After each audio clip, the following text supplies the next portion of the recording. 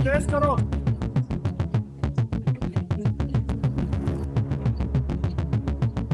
अगर सुलेमान ने देख लिया तो अज़ाब नाज़िल हो जाएगा। ये कहानी है हजरत सुलेमान अलैहिस्सलाम की और जिन्नात की इस फरेब की। वो फरेब जिसने ताकतवर जिन्नात को सालों तक एक लाश का गुलाम बना कर रखा। हुक्म हुआ खुदा का घर तमीर करने का। वही सर्कस जिन्नात जो किसी के काबू में ना आते थे, अब वही जिन्नात गुलाम थे और एक खौफ था उन पर। ये दास्तान है इस एक लम्हे की जब मौत ने बादशाहत की हिफाजत की और एक छोटी सी दीमक ने बड़े बड़े जिन्नात का छुपा हुआ राज खोल दिया। एक तरफ वो जिन्नात थे जो खुद को गायबदान कहते थे, पहाड़ तोड़ रहे थे, और दूसरी तरफ अल्लाह का एक छोटा सा सिपाही, एक मामूली सा कीड़ा इस बच्चा की लाठी को खा रहा था, जिसके सहारे जिन्नात की गुलामी टिकी हुई। खौफ इंसान और जिन्नात दोनों को अंधा कर देता है। वो सामने खड़ी मौत को ना देख सके क्योंकि उनके दिलों में सुलेमान का खौफ अल्लाह के खौफ से ज्यादा बैठ गया था। वो देख रहे हैं। महीने गुजर गए या शायद साल। जिन्नात गैब नहीं जानते थे, वो बस इस खड़ी हुई लाठी से डरते रहे। मशक्कत जारी रही और लकड़ी कमजोर होती गई। लाठी अब अंदर से बिल्कुल खोखली हो चुकी थी। फिर अचानक से वो गिर गए। मौत इन्हें तो कब की आ चुकी थी। जब जिन्नात को पता चला तो जिन्नात भाग गए, मगर अपने पीछे एक सच छोड़ गए। इंसान समझता था कि जिन्नात गैब का इल्म रखते हैं।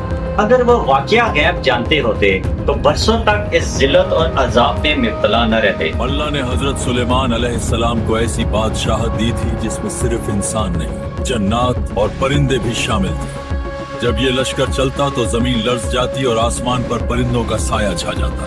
अपनी बिलों में जल्दी पकड़ो। एक दिन हजरत सुलेमान अलैहिस्सलाम अपने इस अजीम आलीशान लश्कर के साथ एक सफर पर जा रहे थे। लश्कर बड़ी शान और शौकत से आगे बढ़ रहा था।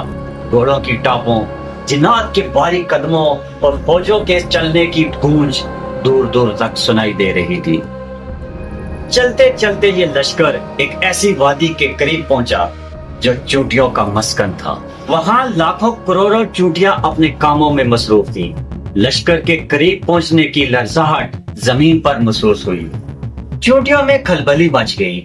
इनमें से एक समझदार चूंटी जो शायद इनकी निगरान या मलका थी, एक छोटी सी चूंटी ने अपनी कौम को पुकार कर कहा, ऐ चूंटियों, अपने बिलों में घुस जाओ।